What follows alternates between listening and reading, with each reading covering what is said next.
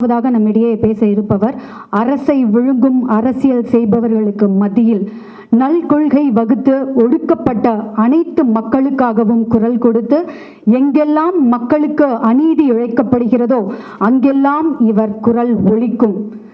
திருத்தி எழுதாமல் தீர்ப்பு மாறாது என்று தனது அரசியலை முன்னெடுத்து செல்பவர்தான் டாக்டர் தொல் திருமாவளவன் அவர்கள். அவரை பேச அன்போடு அழைக்கின்றோம்.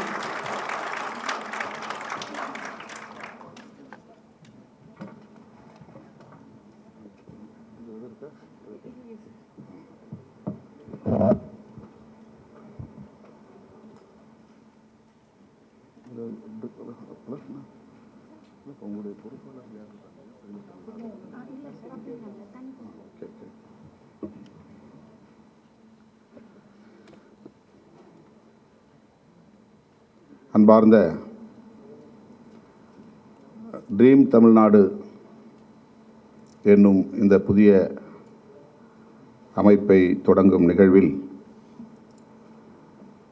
ஒருங்கிணைக்கப்பட்டிருக்கிற இரண்டாவது அமர்வில் அரசியல் அமர்வில் பங்கேற்று சிறப்புரை வழங்கவிருக்கிற நாடாளுமன்ற உறுப்பினர், திராவிட முன்னேற்றக் கழகத்தின் முன்னணி தலைவர்களுள் ஒருவர், கவிஞர் கனிமொழி அவர்களே, காங்கிரஸ் பேரியக்கத்தை சார்ந்த நாடாளுமன்ற உறுப்பினர் தோழர் ஜோதிமணி அவர்களே, இந்த நிகழ்வில் பங்கேற்று இதனை சிறப்பித்துக் கொண்டிருக்கிற பல்வேறு அமைப்புகளை சார்ந்த முன்னணி ஆளுமைகளே, இந்த நிகழ்வில் பங்கேற்று பெருங்கனவோடு, மாபெரும் கனவோடு பங்கேற்று இதனை சிறப்பித்துக் கொண்டிருக்கிற தொழில் முனைவோர்களே, தமிழ் சொந்தங்களே, உங்கள் அனைவருக்கும் என்னுடைய பணிவார்ந்த வணக்கத்தை தெரிவித்துக் கொள்கிறேன்.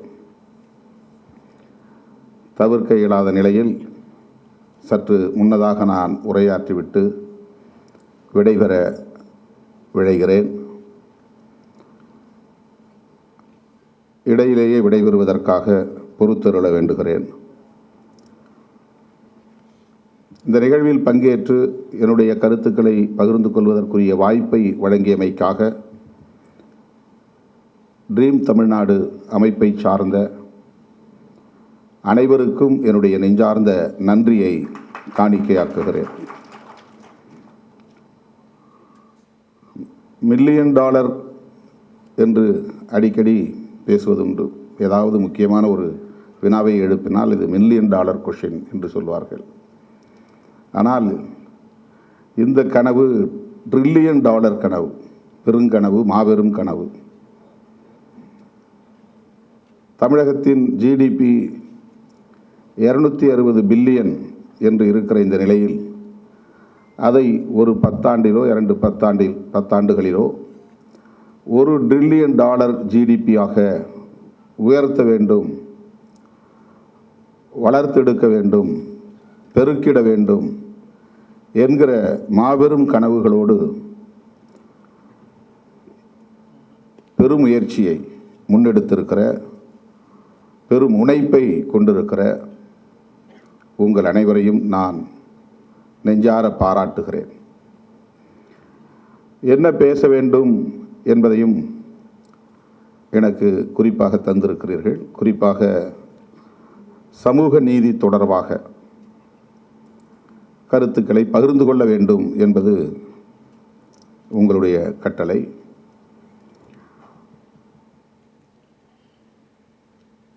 சமூக நீதி என்பதை நாம் இடஒதுக்கீடு என்கிற அளவில் மட்டுமே அறிந்திருக்கிறோம், புரிந்திருக்கிறோம்.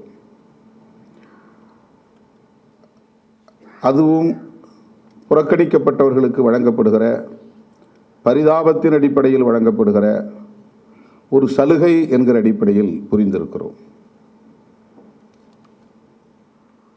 நம்முடைய சமூகம் ஒரு சமனற்ற சமூகமாக இருக்கிறது. சமத்துவம் இல்லை. அதனால் வளர்ச்சி என்பது ஒரு ஒருங்கிணைந்த வளர்ச்சியாக இல்லை. அனைத்து தரப்பாரும் சமமான வாய்ப்புகளை பெற முடியவில்லை. அதனால் அனைத்து தரப்பிலும் உரிய வளர்ச்சி இல்லை. எனவே இங்கு சமனற்ற நிலை என்பது நீடிக்கிறது. இந்த சமனற்ற நிலையை தகர்த்து சமத்துவத்தை வென்றெடுக்க வேண்டும் என்பதுதான் உண்மையிலேயே மாபெரும் கனவு. அதுதான் மிக பெரும் சவால். உலகம் முழுவதும் இது ஒரு தேடலாக இருக்கிறது, தேவையாக இருக்கிறது. ஒவ்வொரு நாட்டிலும் அல்லது தேசத்திலும் ஏதோ ஒரு வகையில் சமனற்ற தன்மை இருக்கிறது. இந்திய சமூக கட்டமைப்பில் அது வெகுவாக இருக்கிறது, மிக பெரும் இடைவெளியை கொண்டிருக்கிறது. ஆணுக்கும் பெண்ணுக்கும் மிக பெரும் இடைவெளி இருக்கிறது. அதேபோல ஒவ்வொரு தளத்திலும் ஒரு குறிப்பிட்ட எண்ணிக்கை அனைத்து வளர்ச்சியையும் கொண்ட நிலையை பார்க்கிறோம். பெரும்பான்மையான உழைக்கும் மக்கள் அடிப்படை வசதிகளை கூட பெற முடியாத, உரிய தேவைகளை கூட எட்ட முடியாத அளவுக்கு பின்தங்கி இருப்பதை பார்க்கிறோம். இந்த இன்இக்வாலிட்டி என்கிற இந்த சமனற்ற தன்மையை சீர் செய்வது எங்கிருந்து தொடங்குகிறது என்றால் சமூக நீதியிலிருந்து தொடங்குகிறது. எனவே சமூக நீதியை கருத்தியல் சார்ந்து புரிந்து கொண்டால் நாம் இந்த கனவையெல்லாம் நனவாக்க முடியும். சமனற்ற சமூக கட்டமைப்பில் ஒருவன் கல்வி பெறுவது அவன் சார்ந்த குடும்பம் என்கிற ஒரு வளர்ச்சியை மட்டுமே தரும். சமனற்ற சமூக கட்டமைப்பில் ஒருவன் தொழிலதிபராக வளர்ச்சி அடைவது அவனும் அவன் சார்ந்த உறவுகளும் வளர்ச்சி அடைவதற்கான வாய்ப்பை தரும். சமனற்ற சமூக கட்டமைப்பில் ஆங்கொன்றும் இங்கொன்றும் என்கிற அடிப்படையில் பெண்கள் வாய்ப்பை பெற்றால் அதுவும் தனிநபர்களின் வளர்ச்சியாக மட்டுமே அமையும். எனவே இந்த சமனற்ற சமூக கட்டமைப்பில் சமத்துவத்தை உருவாக்குவதற்கான ஒரு பொதுவான புரிதல் என்பது தேவைப்படுகிறது. அனைத்து தளத்திலும் அந்த புரிதல் தேவைப்படுகிறது. அது பொருளாதார தளமாக இருந்தாலும், அரசியல் தளமாக இருந்தாலும், சமூக தளமாக இருந்தாலும், பண்பாட்டு தளமாக இருந்தாலும், அனைத்து தளங்களிலும் சமூக நீதி தொடர்பான ஒரு பொது புரிதல் என்பது தேவை. இல்லை என்றால் அது ஒரு வளர்ச்சியாக இருக்காது, வீக்கமாக இருக்கும். இன்றைக்கு நாம் அதைத்தான் நடைமுறையில் சந்தித்துக் கொண்டிருக்கிறோம். ஒருங்கிணைந்த வளர்ச்சி என்பது இன்னும் கண்கூடாக நாம் பார்க்கவில்லை, கைகூடவில்லை. ஆகவே சமூக நீதியை இன்க்ளூசிவ்னஸ் என்று சொல்லப்படக்கூடிய ஒருங்கிணைந்த வளர்ச்சி, இன்க்ளூசிவ் growth என்கிற அடிப்படையிலான ஒரு பார்வையோடு பொருத்தி பார்க்க வேண்டும். அதனை வெறும் இடஒதுக்கீடாக ஏழை எளியோருக்கு வழங்க வேண்டும், பொருள் இல்லாதோருக்கு வழங்க வேண்டும், அல்லது சாதி அடிப்படையில் வழங்க வேண்டும் என்று அதை இடஒதுக்கீடு என்கிற அடிப்படையிலே மட்டும் பார்த்தால் அது பச்சாதாபம், பரிதாபம் என்கிற அடிப்படையில் வழங்குவதாக, ஒரு சலுகையாக பார்க்க தோன்றும்.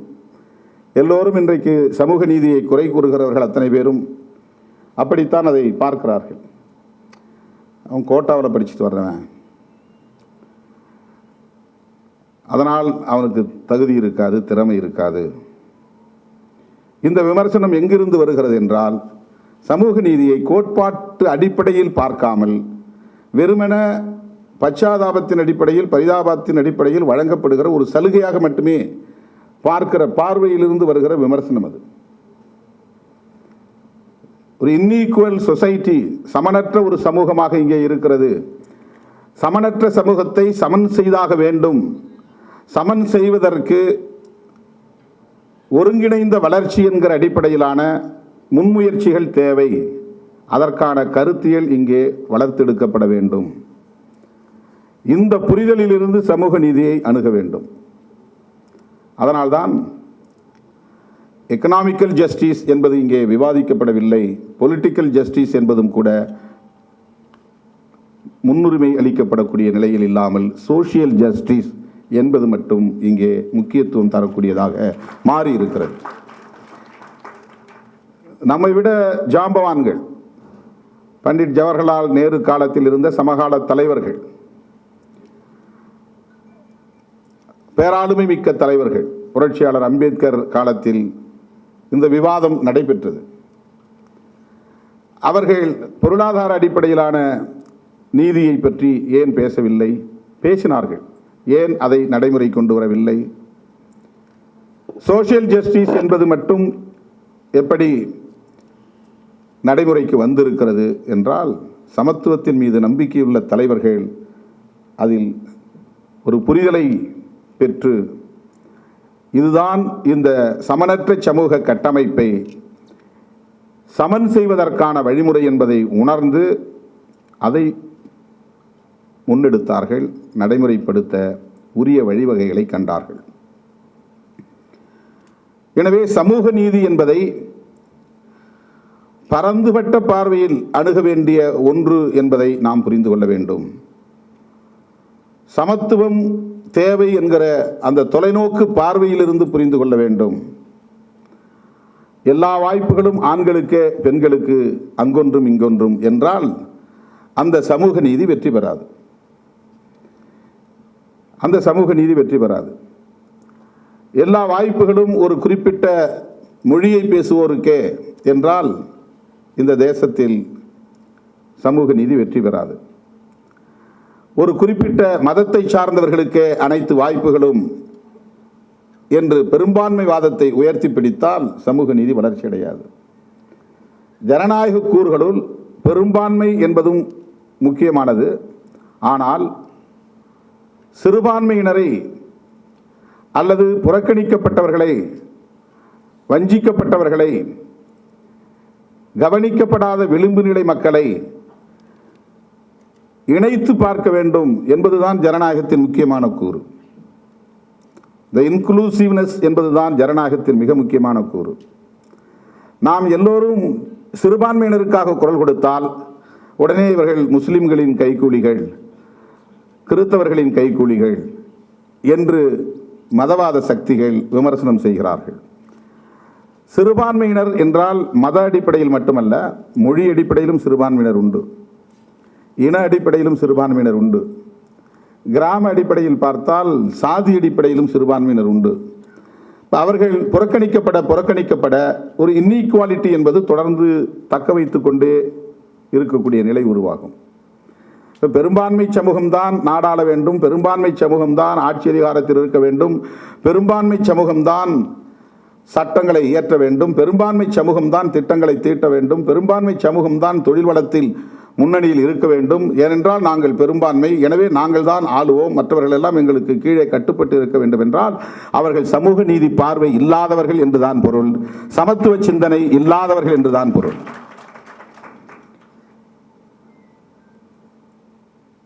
இணையான மக்கள் தொகையை கொண்ட சமூகம், ஆண்கள் 1000 பேர் இருக்கிறார்கள் என்றால் பெண்கள் 1000 பேர் இருக்கிறார்கள். ஏன் இதுவரையில் நாம் சமமான வாய்ப்பு பெண்களுக்கு வேண்டும் என்ற குரலை எழுப்பவில்லை? இப்போ சமூக நீதியிலே குறைபாடு இருக்கிறது. சமூக நீதி என்பது வெறும் SC/ST-க்கானதல்ல. சமூக நீதி என்பது சமத்துவத்திற்கானது. சமூக நீதி என்பது சமன் செய்வதற்கானது. சமூக நீதி என்பது வெறும் OBC-க்கானதல்ல. ஓபிசி சமூகங்களை சார்ந்தவர்கள், நீண்ட காலம் கல்வி மறுக்கப்பட்டவர்கள், வேலைவாய்ப்பு மறுக்கப்பட்டவர்கள், அதிகாரம் மறுக்கப்பட்டவர்கள். எனவே அவர்கள் அதிகாரத்தை நுகர முடியாமல் எங்கோ கிடக்கிறார்கள். அதிகார மையத்தை நோக்கி வர முடியாமல் விளிம்பு நிலையில் கிடக்கிறார்கள். ஆக அதிகார மையத்திற்கும் அவர்கள் இருப்புக்கும் இடைவெளி மிகப்பெரிய இடைவெளியாக இருக்கிறது. அதிகார மையத்தை நோக்கி விளிம்பு நிலை சமூகத்தை கொண்டு வர வேண்டும் என்பதுதான் சமூக நீதியின் அடிப்படை. அதுதான் ஃபவுண்டேஷன், அதுதான் fundamental factor of social justice.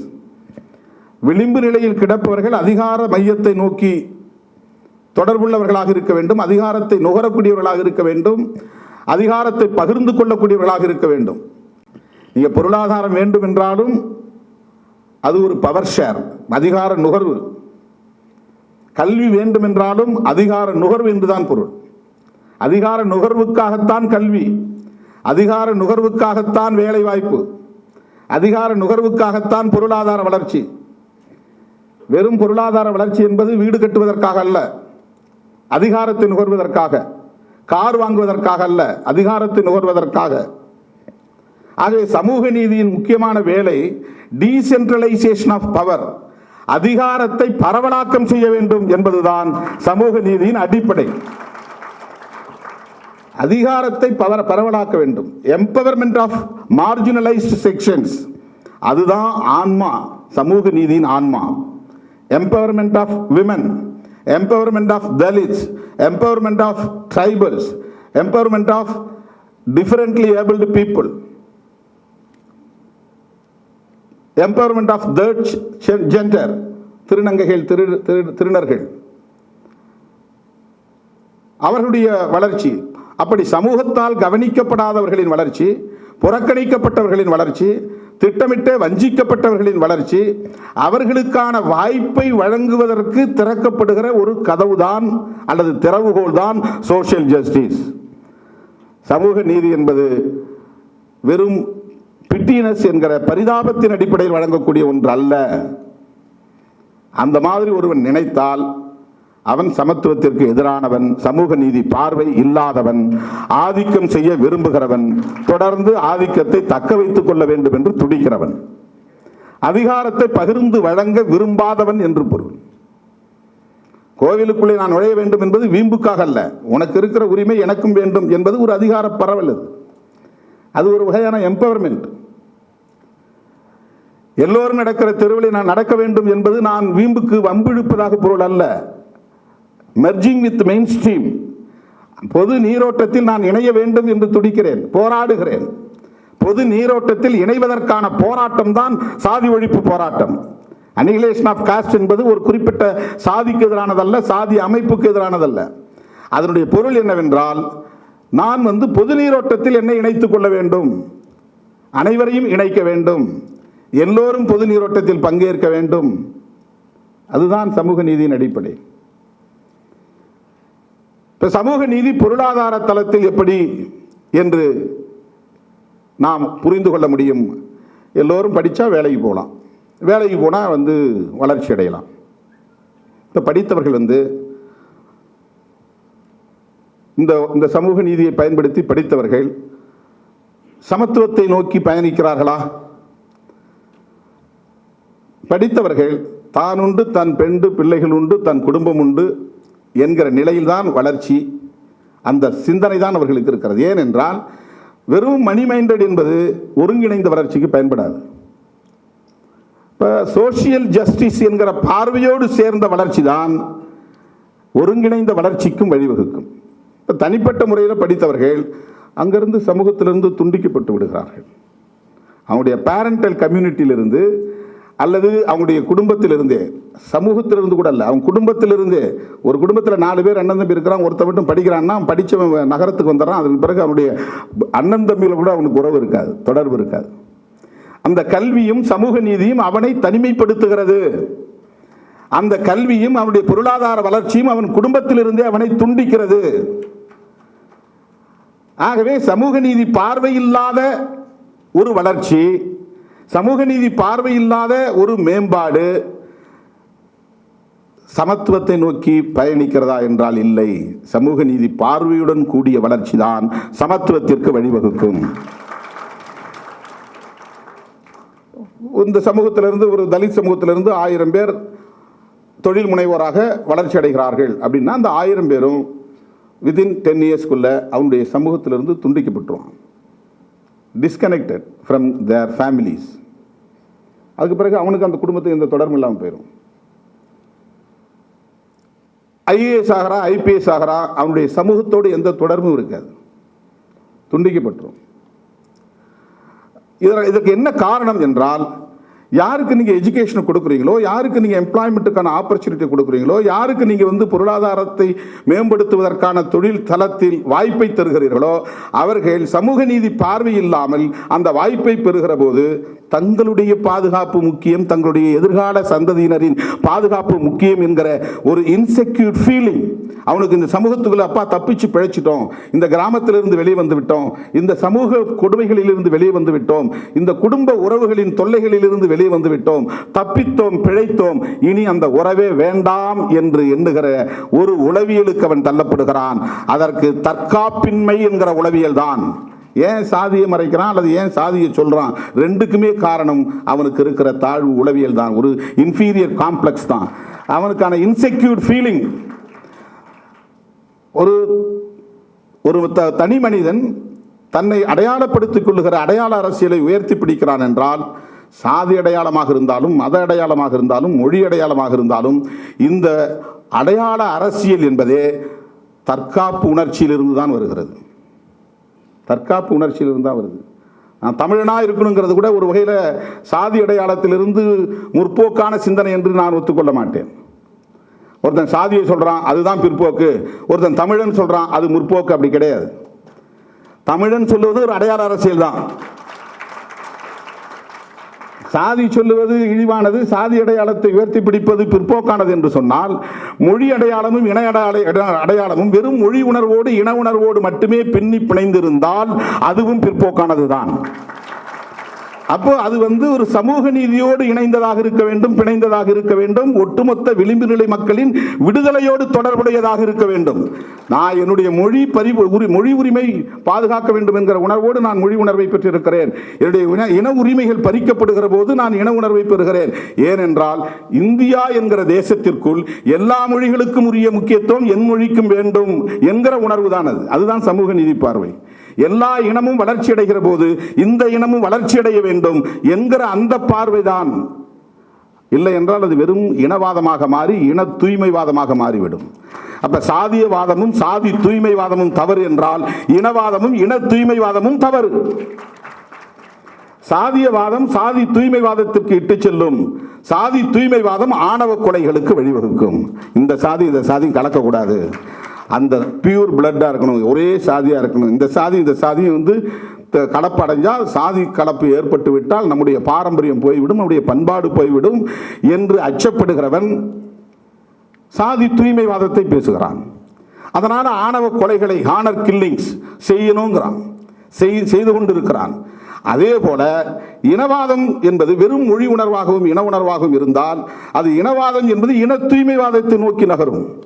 சாதி தூய்மைவாதம் பிற சாதிகளின் மீது வெறுப்பை வளர்க்கும். இன தூய்மைவாதம் பிற இனத்தின் மீதான வெறுப்பை வளர்க்கும். ஒரு மதத்தின் மீதோ இனத்தின் மீதோ வெறுப்பை வளர்த்தால் அது சமத்துவத்தை நோக்கி இட்டு செல்லாது, சமூக நீதி அடிப்படையிலாக அமையாது. இன உரிமை பேசுவது தவறல்ல, ஆனால் இன தூய்மைவாதம் பேசுவது பாசிசத்தை நோக்கி செல்லும்.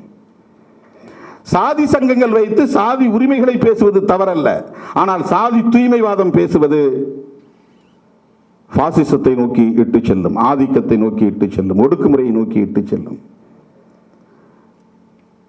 அடையாள அரசியல் ஒரு குறிப்பிட்ட எல்லை வரையில் தேவைப்படுகிறது ஒரு ஒருங்கிணைவுக்காக. ஆனால் அது ஒட்டுமொத்த தேசத்தின் ஒருங்கிணைந்த வளர்ச்சியை நோக்கியதாக இருக்கும்போது ஒரு எல்லையை தாண்டி அது இன்னொரு பரிமாணத்தை அடையும். இன்க்ளூசிவ் என்கிற ஒருங்கிணைந்த பரிமாணத்தை அடையும். எல்லோரையும் இணைத்துக் கொள்வது. இப்போ கூட நம்ம தமிழ்நாடு கனவு காணுகிறோம். இந்த தமிழ்நாட்டுக்கு $1 trillion வரணும்னு சொன்னாக்க இது இந்திய தேசத்தோடு இணைந்த ஒன்றாக இருக்கிறது. தமிழ்நாடு இந்திய யூனியனோடு அரசியல் ரீதியாக பிணைந்த ஒன்றாக இருக்கிறது. இந்தியாவினுடைய பொருளாதார கொள்கையோடு தொடர்புடையது தமிழ்நாடு பொருளாதார வளர்ச்சி. இந்தியாவினுடைய பொருளாதார வளர்ச்சியோடு தொடர்புடையது தமிழ்நாடு பொருளாதார வளர்ச்சி. இல்லை என்று சொன்னால் நாம் தனிப்பட்ட முறையில் ஒரு குறிப்பிட்ட எல்லைக்கு மேலே வளர முடியாது. இப்போ தமிழ்நாட்டினுடைய பொருளாதாரம் கனிம வளத்தோடு தொடர்புடையது, தமிழ்நாட்டினுடைய பொருளாதாரம் கல்வியோடு தொடர்புடையது, தமிழ்நாட்டினுடைய பொருளாதாரம் விவசாயத்தோடு தொடர்புடையது. தமிழ்நாட்டினுடைய கனிம வளம் தொடர்பாக முடிவெடுக்கக்கூடிய அதிகாரம் இந்திய யூனியன் அதிகாரத்தோடு இருக்கிறது. தமிழ்நாட்டினுடைய இயற்கை வளத்து தொடர்பான முடிவு எடுக்கக்கூடிய அதிகாரம் இந்திய ஒன்றிய அரசோடு தொடர்புடையதாக இருக்கிறது. தமிழ்நாட்டினுடைய கல்வி தொடர்பான அதிகாரம் இந்திய யூனியன் கவர்மெண்டோடு தொடர்புடையதாக இருக்கிறது. எனவே நீங்கள் கல்வியை தவிர்த்துவிட்டு, விவசாயத்தை தவிர்த்துவிட்டு, தொழில் வளத்தை தவிர்த்துவிட்டு, கனிம வளத்தை தவிர்த்துவிட்டு தமிழ்நாட்டினுடைய பொருளாதார வளர்ச்சியை தனிப்பட்ட முறையில் $1 trillion என்கிற அளவுக்கு எப்படி உயர்த்த முடியும்? இந்திய அரசாங்கத்தினுடைய தொடர்பில்லாமல், இந்திய அரசாங்கத்தினுடைய துணை இல்லாமல், இந்திய அரசாங்கத்தினுடைய பொருளாதார கொள்கையோடு தொடர்பில்லாமல் அதை செய்ய முடியாது. தமிழ்நாட்டுக்குள்ளே இருக்கிற அத்தனை கனிம வளங்களையும் ஆதிக்கம் செய்யக்கூடிய அதிகாரம் என்பது இந்திய யூனியனோடு தொடர்புடையதாக இருக்கிறது. இங்கே அவன் ட்ரில்லிங் பண்ணி கீழே இருக்கக்கூடிய ஒவ்வொன்றையும் எடுக்கிற அதிகாரம் தமிழ்நாட்டுக்கு கிடையாது, இந்திய அரசுக்கு தான் இருக்குது. அவன் முடிவு எடுக்கிறான். விவசாய சட்டங்களையும் அவன் தான் கொண்டு வரான், வேளாண் சட்டங்களை. அந்த சட்டங்களை தாண்டி நாம் விவசாயத்தை இங்கே பெருக்க முடியாது. உலக சந்தைக்கான தேவையைத்தான் இங்கே உற்பத்தி செய்ய வேண்டும், உள்ளூர் சந்தைக்கான தேவையை உற்பத்தி செய்ய முடியாது, பண்ண முடியாது. உலக சந்தைக்கு தேவையை பூர்த்தி செய்யக்கூடிய வகையில் தான் இங்கே தொழில் வளம் என்பதும் பெருகும். இங்கே உருவாக்கக்கூடிய அவ்வளவு தொழில் முனைவோரும் கூட வளரக்கூடிய தொழில் முனைவோர் ஒரு கம்பெனியை உருவாக்கினா தமிழ்நாட்டினுடைய வளர்ச்சிக்கான கம்பெனி அதை உருவாக்க முடியாது. நீங்கள் உலக சந்தைக்கான தேவையை தான் உற்பத்தி செய்ய முடியும். ஒரு அவுட் சோர்சிங் கம்பெனியாக கூட நீங்கள் அயல்நாடுகளுக்கு வேலை செய்து தரக்கூடிய கம்பெனி தாங்க நீங்கள் உருவாக்க முடியும். அப்போ இந்திய அரசாங்கத்தினுடைய தொழில் கொள்கை எவ்வாறு இருக்கிறது, பொருளாதார கொள்கை எவ்வாறு இருக்கிறது என்பதையும் கருத்தில் கொண்டுதான் நாம் தமிழ்நாட்டு கனவையும் காண முடியும். எனவே இந்திய அரசாங்கத்தினுடைய கொள்கை கோட்பாடுகளில் சமூக நீதி என்பது எவ்வாறு இருக்கிறது? சமூக நீதி என்பது அதிகார பரவலோடு தொடர்புடையது என்பதை பொருத்தி பார்க்க வேண்டும். வெறும் கல்வி வேலை வாய்ப்பில் இருக்கிற இடஒதுக்கீடாக மட்டும் பார்க்கக்கூடாது. மதச்சார்பின்மை என்பது மதசார்பற்ற அரசு என்ற பொருளில் மட்டுமல்ல. செக்யூலரிசம் என்பது ஒரு சார்பின்மை என்று புரிந்து கொள்ள வேண்டும். மதசார்பின்மை என்றால் ஒரு பர்டிகுலர் கண்டென்ட்டுக்குள்ள நின்று போகுது. செக்யூலரிசம் என்பது ஒரு சார்பின்மை என்று புரிந்து கொண்டால் ஒரு மொழிக்கு மட்டுமல்ல, ஒரு இனத்துக்கு மட்டுமல்ல, ஒரு மதத்தை மட்டும் சார்ந்து இருக்கக்கூடாது. இப்போ இந்திய அரசாங்கங்கிறது ஒரு மொழிக்கு ஆதிக்கம் செலுத்தக்கூடிய ஒரு அரசாங்கத்தான். யாராக இருந்தாலும், எந்த ஆட்சி வந்தாலும் இந்தி தான். இப்போ சமஸ்கிருதத்தை இணைத்துக் கொள்கிறார்கள். அரசியலமைப்பு சட்டமே அதற்கு ஏற்ற வகையில் தான் திருத்தம் செய்யப்பட்டிருக்கிறது. ஒரு மொழி வளர்ச்சிக்கான வாய்ப்புகள் தான் அங்கே அதிகமாக இருக்குது. அதே மாதிரி ஒரே தேசம் ஒரே கலாச்சாரம்ங்கிற முழக்கத்தமையே வைக்கிறான் என்று சொன்னால் இங்கே பன்மைத்துவம் இருந்தால் நாடு பிற்காலத்தில் ஒரே தேசமாக இருக்காது. நாடு வேற, தேசம் வேற, ரெண்டுக்கும் வித்தியாசம் இருக்கு. தமிழ்நாடு நாம் சொல்றோம், இந்தியா என்பது ஒரு தேசமாக இன்னும் மாறவில்லை என்பதுதான் பிஜேபியுடைய எண்ணம். அதனால தான் ஒரே தேசம் சொல்றாங்க. ஒரே தேசம்னா ஒரு மொழி தான் இருக்கணும், ஒரே தேசம்னா ஒரு கலாச்சாரம் தான் இருக்கணும், ஒரே தேசம்னா ஒரு இனம் தான் இருக்கணும், ஒரே தேசம்னா ஒரே ஆட்சி முறை தான் இருக்கணும், ஒரே தேசம்னா ஒரே கல்விக் கொள்கை தான் இருக்கணும். தமிழ்நாடுங்கிறது ஒரு தேசம், கேரளா என்பது ஒரு தேசம், கர்நாடகா என்பது ஒரு தேசம். அதனால தான் அதை தேசிய இனம் சொல்கிறோம். தமிழன் என்றால் தேசிய இனம், மலையாளி என்பது தேசிய இனம், கன்னடன் என்பது தேசிய இனம், இந்தியன் என்பது தேசிய இனம் அல்ல, நாட்டினம். இந்தியன் என்பது நாட்டினம், இந்தியன் என்பது தேசிய இனம் அல்ல. அப்ப பல தேசங்கள் ஒருங்கிணைந்த ஒரு நாடாக இது இருக்கிறது. பல தேசங்கள் ஒருங்கிணைந்த ஒரு நாடாக இருக்கிறது. இதை ஒரு தேசமாக மாற்ற வேண்டும், அதுதான் அவனுடைய கனவு. அப்ப அந்த இடத்துல பன்மைத்துவம் அடிபடுகிறது. பன்மைத்துவத்தை மறுப்பது சமூக நீதிக்கு எதிரானது, பன்மைத்துவத்தை ஏற்பது சமூக நீதிக்கு ஆதரவானது. ஜனநாயக கூறுகள் அனைத்தும் சமூக நீதியை அடிப்படையாக கொண்டது. அதிகார பரவலாக்கம், இப்போ எல்லா மொழிக்கும் ஒரே மாதிரியான முக்கியத்துவத்தை தரு, எல்லா தேசிய இனத்துக்குமான உணர்வுகளை மதிக்க வேண்டும். அந்தந்த தேசிய இனம் தன்னுடைய தேவைகளை பூர்த்தி செய்து கொள்வதற்கான அதிகாரத்தை வழங்குவது. இப்போ கல்வி நீட்டுங்கிறத அவன் தான் கொண்டு வரான். தமிழ்நாடு அரசாங்கத்தாலேயோ அல்லது எந்த மாநில அரசாங்கத்தாலேயோ அதை எதிர்க்க முடியல, அதை கைவிட முடியல. விவசாய வேளாண் சட்டங்களை அவன் கொண்டு வரான். யூனியன்கிற ஒரே காரணத்தினால ஒரே தேசமாக மாற்றணுங்கிறது தான் அவனுடைய நோக்கம். ரீஜனல் பார்ட்டிஸ் இருக்கக்கூடாது, நேஷனல் பார்ட்டி தான் இருக்கணும். ரீஜனல் லாங்குவேஜஸ் இருக்கக்கூடாது, ஒரே லாங்குவேஜ் தான் இருக்கணும். மல்டிபிள் கல்ச்சர் இருக்கக்கூடாது, ஒரே கல்ச்சர் தான் இருக்கணும். அப்போ கலாச்சாரங்கிறது ஒரே மதத்தோடு தொடர்புடையது. கலாச்சாரம் என்பது மதங்களோடு தொடர்புடையது.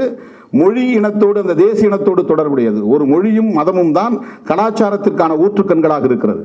தமிழர்களுக்குன்னு ஒரு கலாச்சாரம் இருக்குது, மலையாளத்துக்குன்னு ஒரு கலாச்சாரம் இருக்குது, கன்னடத்துக்குன்னு ஒரு கலாச்சாரம் இருக்குது.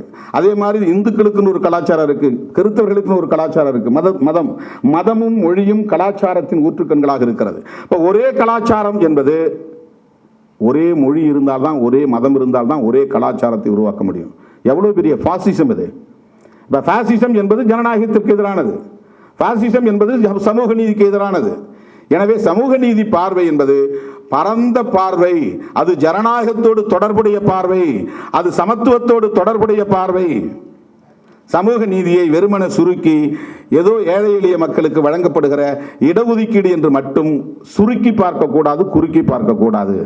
சமூக நீதி ஜனநாயகத்திற்கான ஒரு via media. Through social justice you can reach the democracy, through social justice you can reach the equality, through social justice you can develop your economics. அங்கதான் அப்பதான் $1 trillion கொண்டு வர முடியும், $1 trillion கொண்டு வர முடியும். எல்லாருக்குமான வாய்ப்பு, எல்லாருக்குமான ஒரு நிலையை, சந்தர்ப்பத்தை கொடுக்கக்கூடிய ஒரு நிலையை நாம் உருவாக்க வேண்டும்.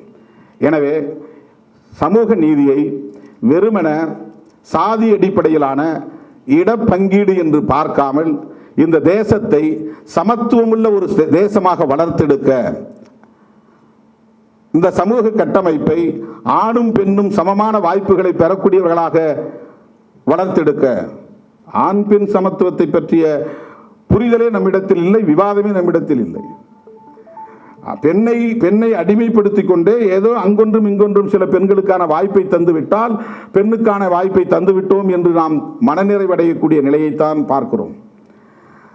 1000 ஆண்கள் உட்கார்ந்த இடத்தில் 2-3 பெண்கள் உட்கார்ந்திருந்தால் அந்த பெண்கள் விமர்சனத்துக்கு ஆட்படுகிறார்கள். 1000 ஆண்கள் அமர்ந்திருக்கிற இடத்தில் 500 பெண்கள், 1000 ஆண்கள் உட்கார்ந்திருக்கிற இடத்தில் 1000 பெண்களும் உட்கார்ந்திருந்தால், நம் வீட்டில் உள்ள ஒவ்வொரு பெண்ணும் நம்மோடு ஒரு களத்திற்கு வந்தால் எந்த பெண்ணையும் எவனும் விமர்சிக்க முடியாது, இழிவுபடுத்த முடியாது.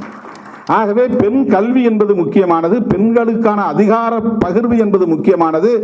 பெண்ணும் ஆணும் சமம் என்பது சமூக நீதியின் மிக முக்கியமான ஒன்று.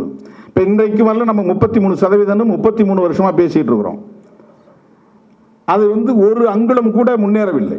அதை பற்றி யாரும் பேசுவதில்லை. அதற்கான எந்த முனைப்பும் இல்லை, கொடுக்க முடியல. அவ்வளவு நெருக்கடி. ஆணாதிக்கம் என்பது இங்கு சமூக நீதிக்கு எதிரான ஒரு கருத்தியல் என்பதை நாம் புரிந்து கொள்ள வேண்டும். ஆணவ கொலை என்பது சமூக நீதிக்கு எதிரானது என்பதை புரிந்து கொள்ள வேண்டும். சாதி பெருமிதம் என்பது சமூக நீதிக்கு எதிரானது என்பதை புரிந்து கொள்ள வேண்டும். எனவே சமூக நீதியை நாம் ஜனநாயகத்தின் கூறுகளுள் ஒன்றாக புரிந்து கொண்டால், சமத்துவத்திற்கான வழிமுறை என்பதை புரிந்து கொண்டால், தொழில் வளத்திலும் நாம் வெற்றியடைய முடியும். உங்கள் மாபெரும் கனவு நிறைவேறும் என்பதை சொல்லி வாய்ப்புக்கு நன்றி கூறி நிறைவு செய்கிறேன். நன்றி, வணக்கம். நன்றி சார்.